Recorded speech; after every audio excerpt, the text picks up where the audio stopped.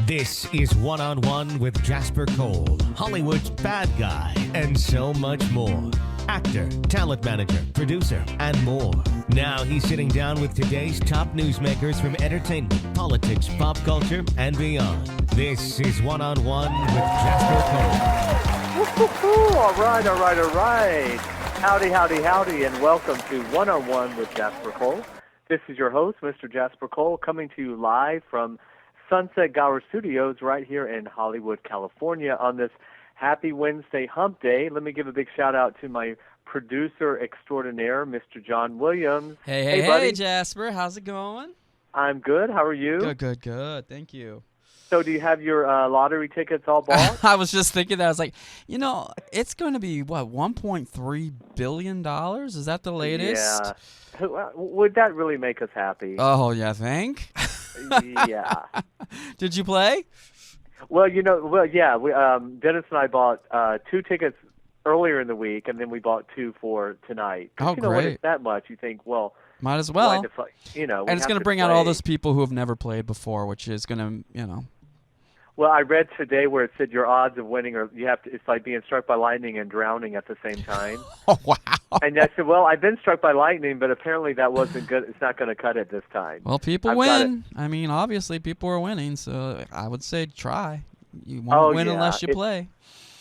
It's fascinating because there's always those stories of there's a TV show, there's a reality show that talks about the lottery winners and how they've all, how their lives went to hell after they won. Yeah, most people have the lottery curse, right? Yes. Mm-hmm. Well, speaking of, I wish everyone would follow us on Twitter at One-on-One J Cole and Facebook One-on-One with Jasper Cole, or you can go to my website jaspercole.com. And when you go there, click on ubnradio.com, go to our sponsor page, because we are blessed to have 25 sponsors. What I was segueing was when you win the lottery, you can take some of that money and go over and, buy stuff from our sponsors. And we have efile.com as our newest sponsors, but we also have 24 other ones, and here they are. All of us here at One-on-One with Jasper Cole are proud to announce our 24 affiliate advertisers, and they are all .coms. Interserver, ZipRecruiter, Hilton Hotels, 3-Day Blinds, Adam and Eve Toys, Bullguard, Prime Slots, Russell Stover, Booking.com, Suzanne Summers Bath and Beauty, Quest Nutrition, Sur La Table, and Extended Stay America. Additionally, we have EUK Host, Canvas World, Cheap Air, 21st Century, Liberty Mutual, Course Smart, Advanced Auto, Fandango, Meet Mindful, Flair Play, and Jewelry.com. Thanks again to all of our wonderful sponsors. And now back to the show. Yes. All right. We love our sponsors. Mm-hmm. Thanks to all of them. And once again, just go on the ubnradiotv.com page, click on our show page, and there they are. I want to tell everyone I'm really excited about today's show because we have an amazing singer-songwriter, Gioia Bruno. She was the lead singer, or is the lead singer, of the hit band from the starting in the 80s, Exposé. Yes. And they are, which I found out today, the second most successful female group in album sales, second only behind Destiny's Child. Wow. I know. Isn't that amazing? That is. And they came together around, 1987? I think 86, like 87. Okay. I'm going to get Gioia to tell us her journey, but Yeah. I mean, they've had so many hits, but Let Me Be... You Let Me Be the One? Yeah. That's been an anthem of mine. I was in college in the, 83, 84, 85, and then I kind of moved... I started my career really in '86 in Atlanta, and that was just one of the groups that there was In Vogue, Exposé. I mean, I can't wait to talk to her because they sort of really were around the '80s and '90s. And you're a musician, you're a singer. Yeah. The business compared to today, that just seemed like it was such the big money time. You know what I mean? It was just the heyday for girl groups. Yeah. And especially girl groups, and I think there was more quality music back then too. I mean, I think it's really declined, and when you got to the 2000s. Well, and it's interesting you say that, and music that has sort of lasted. You know what I mean? It's still popular now. Yeah. I mean, I know club that music. Yeah. that one song, "I'll Never Get Over You, Getting Over Me." That's one of their Yes. top 10, I think, back in the day. I remember that song. Yeah, and Gioia's continued on. She's had quite a journey since then, and she's going strong and back out with Expose. And her website is GioiaBruno.com. It's pronounced Gioia, but it's spelled GioiaBruno, and I'm sure that has all her tour dates and all her information on it. So, looking forward to her. She's going to be calling in at the 5:15 hour in about 10 minutes. But meanwhile, I'm sure also you being a musician and an artist, we were very sad to hear about the passing of David Bowie. Yeah.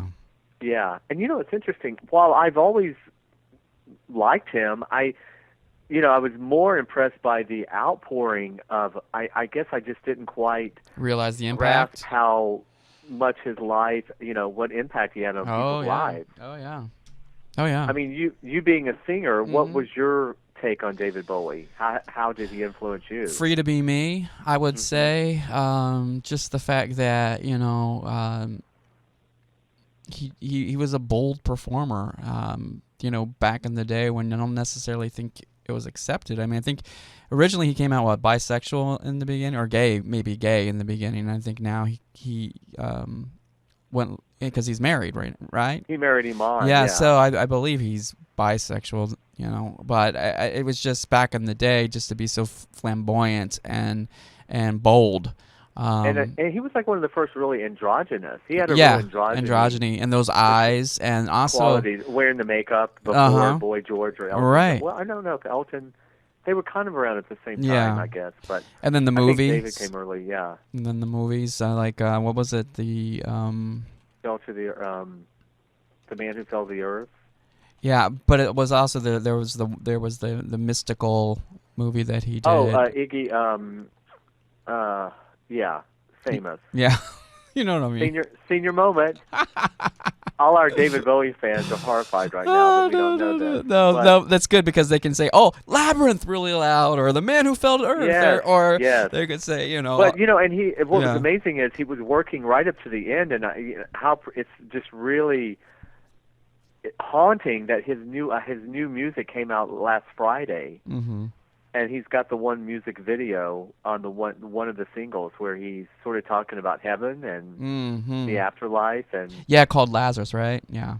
Yeah, I mean how amazing for him that knowing that he was the gift on this journey and he was dying of I believe it's been now said it was liver cancer, which actually I had a friend who literally was diagnosed with liver cancer and died like 3 weeks later. So to live 18 months, that's pretty. That's pretty impressive. Yeah. But he was able to make that music and then there's a Broadway show he's been working on. I guess that's coming. It's going to be launched soon. So rest in peace. God bless. He leaves behind such a legacy, and I guess the great thing is his work will play on and live on forever. So. Right. Yeah, and so I guess the other thing was, did you get to see the State of the Union address last night? A little bit.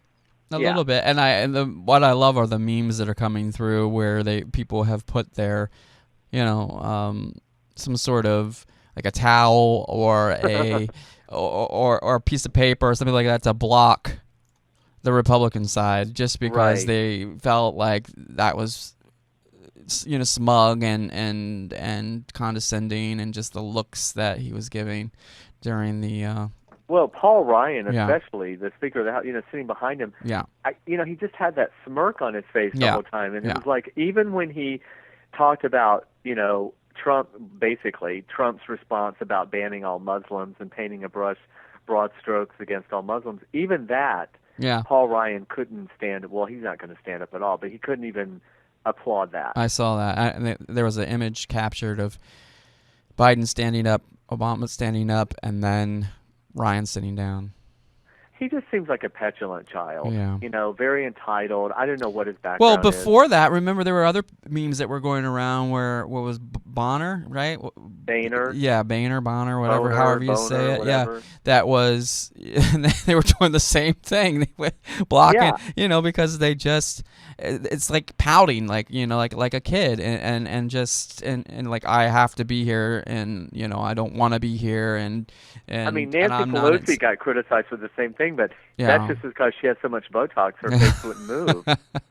I was never as a Democrat, I was never a fan of hers for some reason. I don't know. I like her daughter who does the wonderful documentaries, but she just always looked like the Joker on Batman. Bless her heart. Well, the sad thing is that they, that just contributes to, you often hear the divided states of America. Bipartisan. Yeah, the divided states of America versus the United States. And it just doesn't it seem so high school? That's really, what I'm saying. It's beyond. It's lower than high school. It's a pouting kind of thing. It's very like I have to be here. I don't want to be here, and I'm going to make you know that I don't want to be here.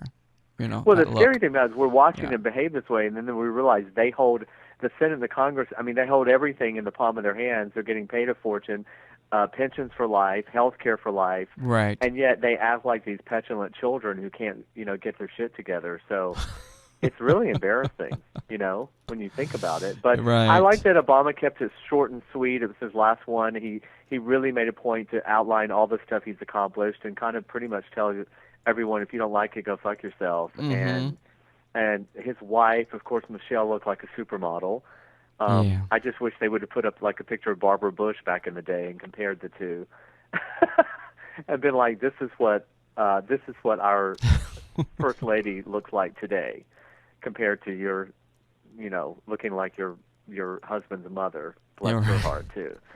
So what else? Let's see. So the Golden Globes, they came and went, whatever. Yeah. Ricky Gervais was exactly what you expected, and my favorite thing of the Golden Globes was really the Mel Gibson's. I have to tell you, I have to give Mel Gibson's props. I can't even believe he came there and was on stage. I don't think we've seen him publicly really on TV since his rants and his arrest. I mean, knowing that he was going to be up there with Ricky Gervais, I have to give him props for that. But I did think that was a funny line about, I see you every 3 years. It reminds me to get a colonoscopy. I thought that was a funny line he gave back to Ricky. But of course, Ricky had to slay him with the, tell me again, what are sugar tits?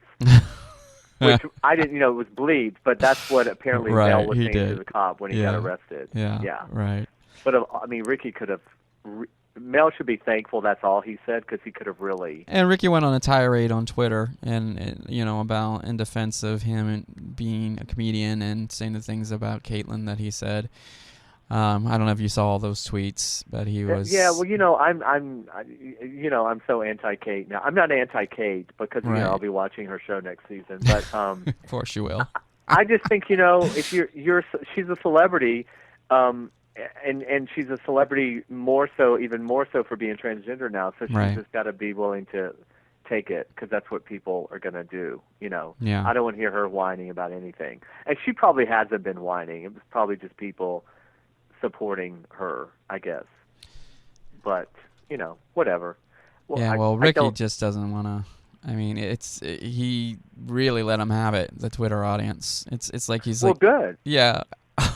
Yeah, I mean, and the thing about Ricky, if you're offended by Ricky, then what do you think? I mean, this is his third time hosting. That they keep hiring him because he's so irreverent. That's what we like about him. Yeah. I mean, I think Emerson was saying today on Dell's show. He doesn't. He hits up. He doesn't. I mean, he's.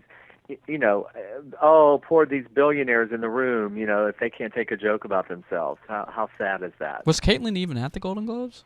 No, Oh, I don't okay. think so.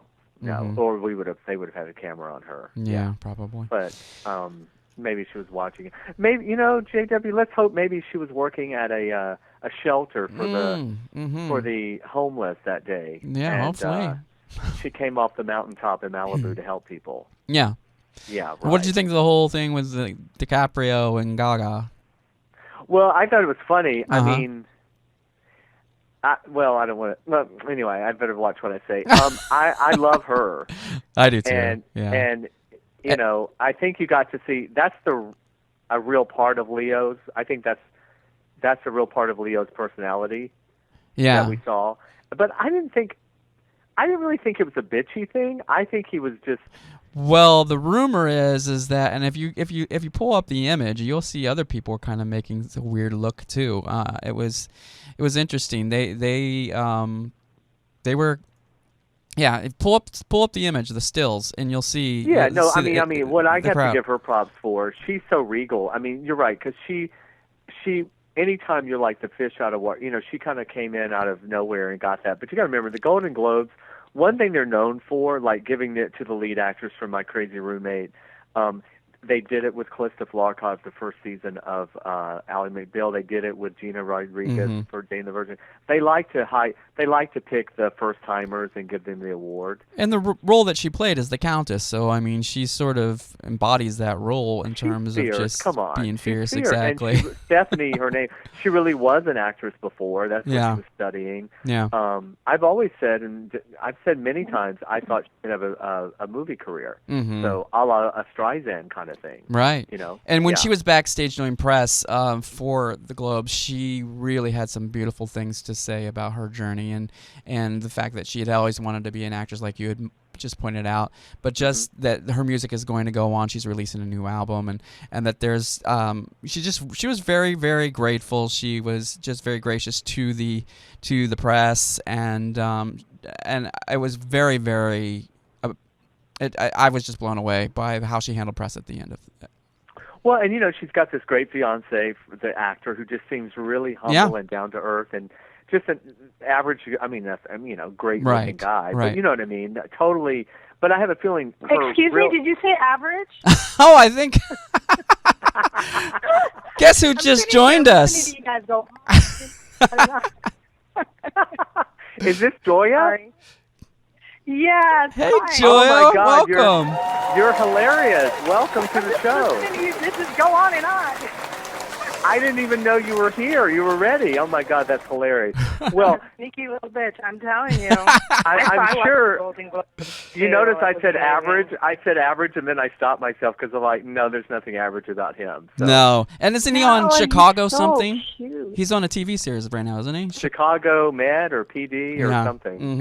Chicago, I don't know, but he's a cutie, and he just seems like a really down-to-earth guy. And when we were first introduced to Gaga, I'm sure you guys were introduced sooner than I was, but when I was just like, wow, she is so freaking crazy. Yeah. And she has turned it all around, and She really she's has. just like just majestic. So I get that, and I'm like so glad that I can watch American Horror Story later tonight.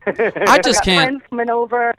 I just can't watch I it. love It's it. just too over the top for me. Jessica Lange fan too, so Yeah. I was a little bit hesitant about the whole thing, but I'm very happy with the hotel season. You like it? Well, You're let me enjoying it? ask For lack you, of a better adjective. being a music diva yourself, when Gaga first came on the scene, and her voice has always been phenomenal, but I was sort of always hoping, I was waiting for the day when she would sort of slowly drop the costumes and get down to just letting the music speak for itself. But because in the beginning, I think agree. a lot of the costumes sort of diminished people taking her seriously with her voice. And then but shock value is It's for really press, right? worth it. And Yeah. for her, I mean, we needed it, and we needed another, you got Marilyn Manson, you got Madonna, you got all these people who come out with this crazy stuff, and she just kind of just continued that pattern, I think, and but with incredible talent. And Incredible, then, I don't know what show it was.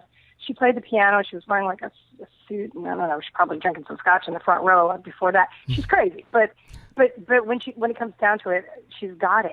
Yeah, she She's got what it does. takes. she's Incredible amazing. talent and incredible heart, and let's go. This Italian girl raised, the way she was. Like, I get that. That's kind of where I come from. That whole family-oriented. Go ahead. Yeah, you were in Italy, right? You came from Italy originally, I was right? born. Yeah, I come from Italy. Yeah, Bari, right? Is it Bari? Is that how you say it? Yes, I was born there. I was born in Corazzo Bari, and but I mean, I came over as a baby. I was kind of born on vacation. Somebody got the dates wrong, and bam, And then you moved to Miami. But whatever. Did you go straight to Miami? Is that where you? No, I grew up in Manhattan? Jersey. I'm a total Jersey girl. Oh, okay. I came to Miami when I was about 22, and then joined Expose. It was kind of I was singing in a club. Producer came in. Oh my God, this is the perfect voice. You're like the alto sort of gritty sound that we want to mix into this group. These producers came in, and I really didn't want to do it, but I was dating a DJ at the time who just happened to have like the demo version of Point or Come Go. I think it was Come Go With Me, and he's like, "You've got to do this," and I'm like, "Oh man, all right." So I just went to meet the guys. I went in the studio, sang a little bit of "Let Me Be the One," and I thought, yeah, I can do this. I was sort of more into rock and soul, and I didn't really know about dance music, and we sort of were our own sort of version of dance music, I think, in 85, 86. Miami had its own sound. So it was a new thing for me, and then I met the girls, and I was like, oh, God. I'm kidding. It was a little weird, I guess, but just having to suddenly be in a group of people you didn't know, but lucky for me, and time tells it all. It's 30 years later, and we're still together, and I love those ladies. They're just wonderful people. So that, speaks to me. It speaks volumes, yes. They're so talented. Yes, absolutely. But now I get to do my own stuff, too, so. But you had been singing early on, like as a teenager, right? You had started singing? Oh, yeah, absolutely. I just sort of had my own band and did my own thing from 16. I had that. My mom got my fake ID, and I was out there doing like the club circuit in Jersey and Philly and New York. And then I got mugged, and I was like, screw this. And I looked at the Village Voice, and there was this opportunity for just an audition for this big show band in Miami. So I went, I got it, and I moved back down here. And that's it. I came down here for like 3 months, and it turned into, woo, and I'm still here. So, yeah. Well, who were some of your influences musically when you were growing up or when you started out? Like, who were the people you really loved? Okay, I think who taught me to sing, and songwriter-wise, I think it would be,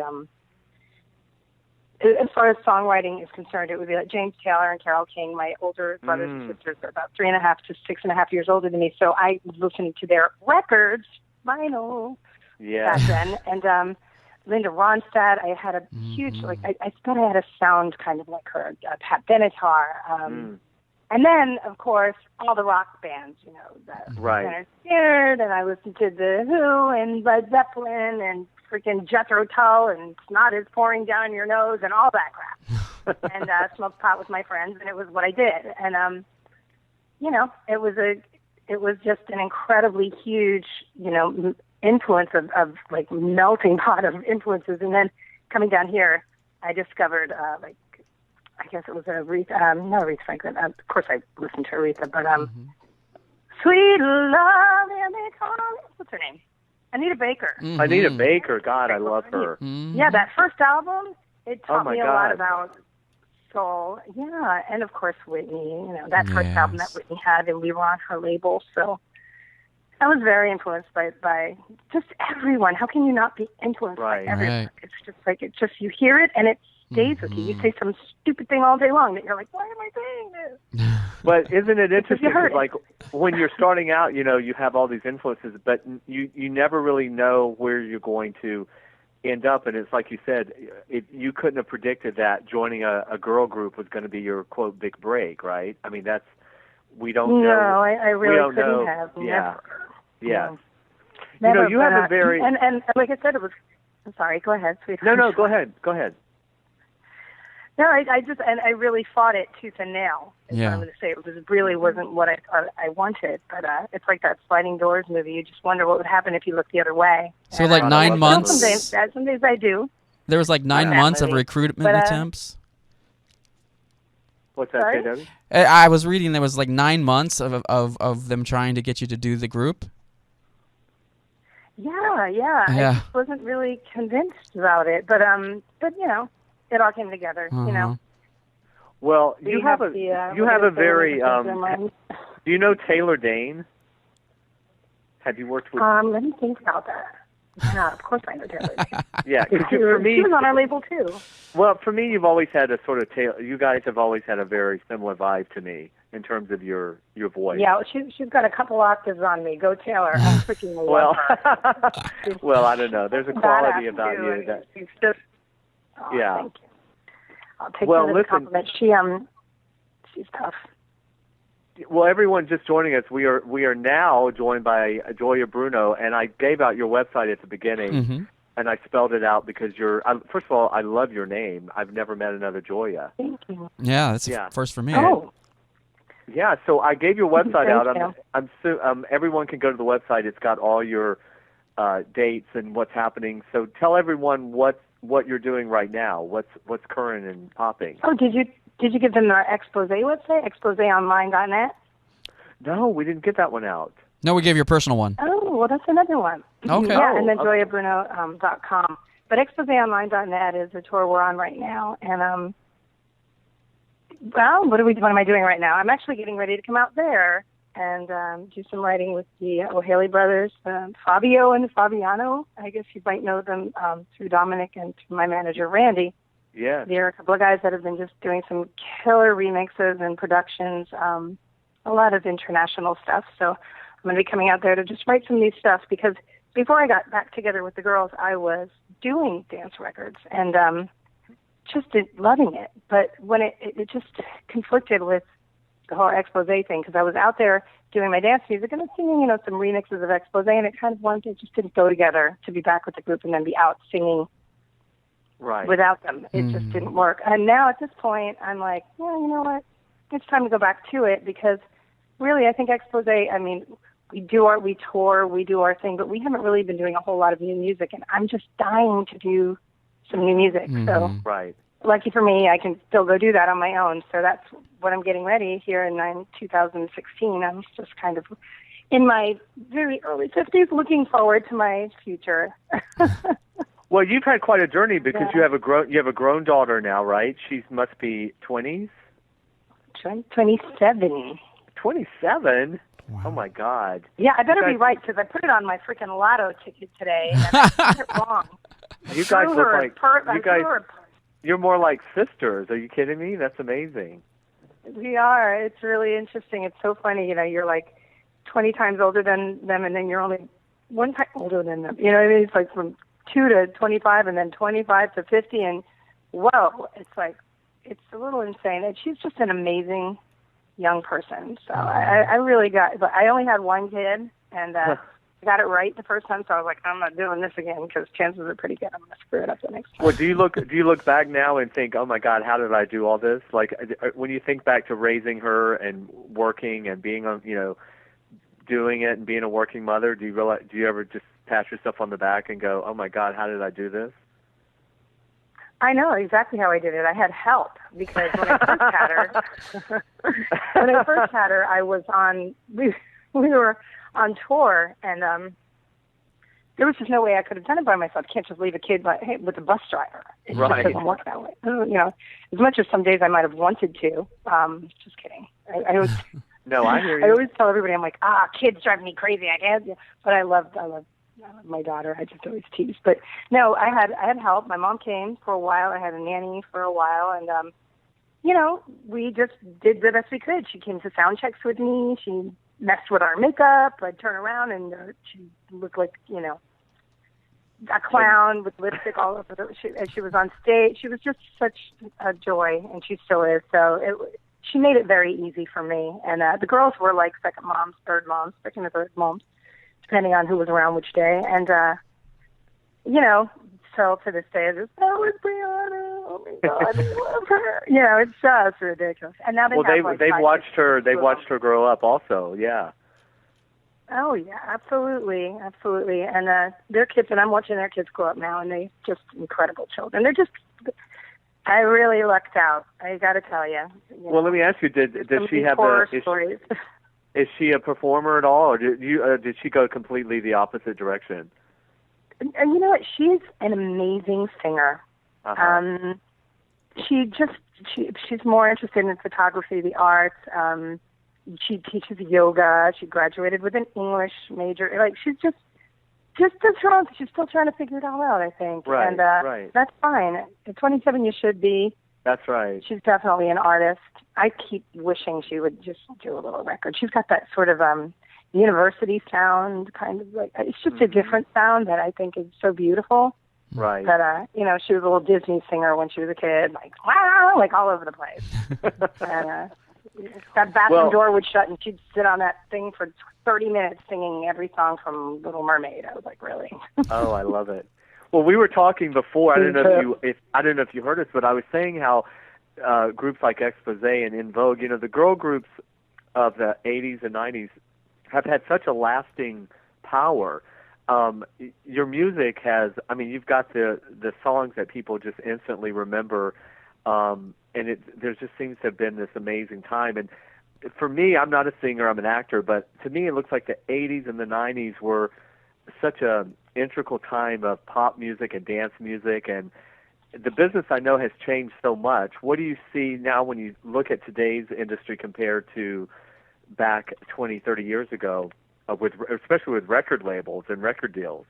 I know. It's really interesting because as you're asking me this question, I'm thinking, on the one hand, it was so hard to promote your music on your own back then. So if you had a label deal, you were blessed beyond blessed because there were only so many people who these labels could really invest in, and they really had to invest a lot of money. And it's not like nowadays you can just go ahead and put your stuff up, and if you're lucky or if you fall on your face somewhere and then they just blow it up on YouTube, like you can just do the dumbest stuff to get the most, promotion. Right.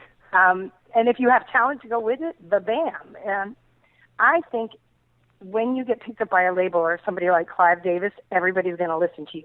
And then they're, radio, it's a whole, the whole deal with radio. It's like, right. Production, promotion, and I don't even want to say PR, but whatever the hell they did, bam, we were out there. But that was a big deal back then. In the 80s, there were no rules. Everybody was just kind of throwing everything out there, and they were spending the money to do it. We had an incredible team of people pushing Expose, pushing which record cover, which picture, which this, which that. And I still continue to communicate with these people. We're still all tight because of the internet, because of Facebook, because of, Social Twitter media. and all these ways to communicate. But at the same time, there's a whole lot more in the water. There's a lot more hands in the pot, and there's just too many people. It's just tough. You don't sit here and wait, oh, my God, I can't wait for their next album. You're already on to the next act. Right. So I think it's tougher for artists now. It's tougher. God, it's so confusing. It's tough. It's tough to get a deal. I got to say that. But anybody can have a deal because you can make your own, and it's tougher to be heard. So it's almost like an equal. It's just as hard now with all of this social media to make it as it was then, trying to get the label to hear your stuff. It's just a whole new kind of frustration. I'm sorry. Well, there's a whole generation that, we had MTV back in the day, and, that MTV and music videos were such a huge part of any group's career, and that sort of has gone by the wayside. But of course, like you said, but you want to know how hard it was to get on MTV? It was not easy. That was the record label. Right. That was money. That was just the big bucks. And nowadays, again, you've got YouTube. If you've got something spectacular, you just have to know how to promote, how to market it socially on social media. You got to know, and you've got to be out there. You've got to stay committed to it. And you got to respond to people, and that's kind of my job in this group, is to just kind of keep people interested. Well, and also everything now is about a single. The word album is sort of like non-existent now, right? Yeah, people are like, "What do you mean an album?" For years now. Yeah, what is that? I don't know. Bowie just put out an album. Look at him. Everybody's talking about Bowie's album, and you're like, here he is. He left us this incredible gift, an album, a CD, whatever, and everybody's talking about this album. Right. So I think that when people think album, they think old school, or they think 70s, 80s acts. I don't know that many albums that I have of 90s acts, but I have 80s and 70s and 60s and 50s, So, it depends on who you are. Nobody would think, I guess maybe for Taylor Swift, oh my God, everybody's got her album, right? She was sold like 17 billion of them in the first day. So it just depends. It depends on how committed and, again, socially through media and whatnot, how your fans are. We have old fans, or not old as in, well, kind of old, but committed fans since 1985. And now with social media, I know their names. I know their email addresses. I have them on our Facebook page. I communicate with them whose birthday is it, and it's a big job. But these are people in their 30s, 40s, 50s, and 60s, as well as younger fans that are coming in. So well, that's what you were saying. The What's great about that is now with Facebook and stuff, you can actually feel a lot more personal and intimate with your fans, whereas back in the day, you just saw them, you really couldn't even see them in the audience with the lights. So now you're getting a real connection to people. Oh yeah, now I'm like, oh my God. Yeah, you're like hugging them, going, oh my how is your husband? How are your kids? How are the grandkids? Yeah. Exactly, because we're just people, right? And it works that way, and I love that about this job. It's a service job. This is the service industry. We make music to make people happy or to feel something, and to be able to hear the response, like, oh my God, no, the first time I heard Expose, I was here, and this was happening, or oh my God, you guys gave me the strength to come out. I mean, or you inspired me to be a designer. I designed clothes for you guys. I remember sending, and I would get, like, I still have letters and pins and badges, from the first fan club we had. People come in with all this stuff. The other day, somebody, what's his name, Raz, I think his name's Raz. He gave me a VIP pass with the sticker still on the back for the You Don't Know tour in a little plastic thing. Okay, mind you, I signed about 100 pictures for him, and I knew I was signing stuff for him to trade or sell. Right. So finally, I just went, this is enough already. I gotta go. I got other people to sign stuff. And he gave me this piece of memorabilia that I didn't even remember existed, and I was floored. I gave it to my mother because she's my biggest fan, or our biggest fan. And I just was so touched by that. Like, I'm like, really? You're gonna give me this? Like, forget the fact that we gave this to you, or how'd you get that? I didn't even go there. He just gave it to me, and I was like, aw, snuggles, that was sweet. Well, and today, especially, it means a lot for people to leave their house and actually go out to a venue, and I know. Because everyone, we're all stuck on social media and our TVs and tablets, and we don't want to leave the house and go somewhere. So these are, it's a lot. It's saying a lot that these fans actually get their ass out of the house and come see you. Yeah, exactly. You know what? My favorite thing, and I gotta agree. I was supposed to go out tonight, and I changed my plans. But like, my favorite thing to do is just cooking with friends, inviting people over, or going to their house with a really cool, cookbook or whatever. And like, what are we gonna make? Let's go shopping. Let's do this. Let's open some wine. And it usually ends up kind of crazy, but it's always incredibly fun. And I did it last night, and I'm going to do it Friday night, and that's like my social thing. And then if we end up going out or something, great, but it doesn't really matter. You don't really have to go anywhere. For me, singing and performing is like my night out. So that's your night out. I'm so blessed in that. I know. I get to go out, I get to sing, and hang out with people. Mm-hmm. Gioia, let me ask you, what is your take? Have you been a fan of these shows like American Idol, The Voice, or any of the competition music shows? Oh, yeah. I mean, well, my mother's 81 and completely committed to these shows, so it's like, come over, you need to watch this show. It's okay. She's all Dancing with the Stars. I have to say my two favorites. The singing one, of course, The Voice. I mean, I'm sorry, I can't even get past the chairs turning. I'm all about, the judges crack me up like crazy. I love Gwen. Yes. I'm a huge fan of Maroon 5 and Adam Levine. I've had Maroon 5 months where that's all I've listened to. It's ridiculous. Yeah. Wow. But and then as far as the dancing, I think Dancing with the Stars is fun. It's people that like have literally absolutely 2 left feet or 3, and it's just fun to watch. So yeah, but my mom watches them all. So well, how do you think back in the day? Would that have been a show like American Idol? Would you have went out for something like that if it was available at the time? I guess Star Search was around back in the day. Star Search. Yes, exactly. I never thought about it. I just started singing, and I never looked back. I started in a garage with a band. So I was just really happy singing in the garage with the band, and then in the clubs with the band. And like I said, it was difficult for me to cross over into a 3-girl group without a full band. But luckily now we have a band, and we've been performing with our band. So, and then of course in the 80s when we put our first album out, we were out with our band but it was still more business than music. And Right. when it crossed over to the business side, it freaked me out. It still to this day freaks me out sometimes. So, it's just me. I'm a very sort of, I'm just really a regular kind of girl from Jersey, just want to sing and enjoy my life and spend time with friends and family. It's really that's my hobby. Well, and also I want to applaud you. I want to bring up, a lot of people may not know that you also have recovered, you suffered with Lyme disease, and you're on the other side of that, and that's a very, I'm sure Lyme disease has been around for a long time. Oh my God, I didn't know you know that. Isn't that funny? I never really had the opportunity to talk about it because it was at a time, I was kind of high, I was so sick. We were on tour, and I somehow managed to get it together to do those shows. But I got to tell you, I watch The Housewives, and I see... I think Yolanda Foster, yeah. Well, I see how sick she is, but you look at her and you don't really see how sick she is. When you looked at me, I had lumps all over me on my face that literally moved around like they were alive. It was the weirdest, most horrendous case of Lyme disease. I could barely walk. I could barely move my arms. My hands were crunched up like little claws. I looked like I had arthritis, like an 80, 90-year-old woman with really bad arthritis. And oh my God.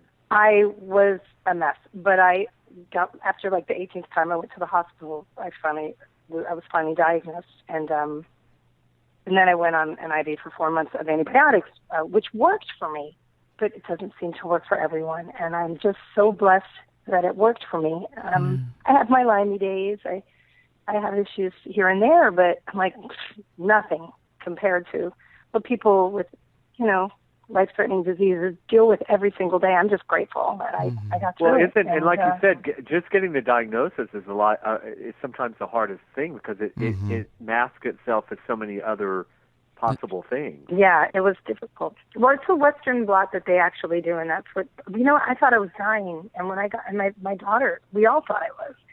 And when we got that diagnosis, I remember it was like 5 o'clock in the morning. A friend of mine worked at the lab, and I was out on, I lived on a houseboat at the time, and I remember getting the diagnosis, and I didn't really understand what it was, but I knew there was a way to live with it and get, maybe, I figured there's a cure. I think there's that's just the way I think, positive.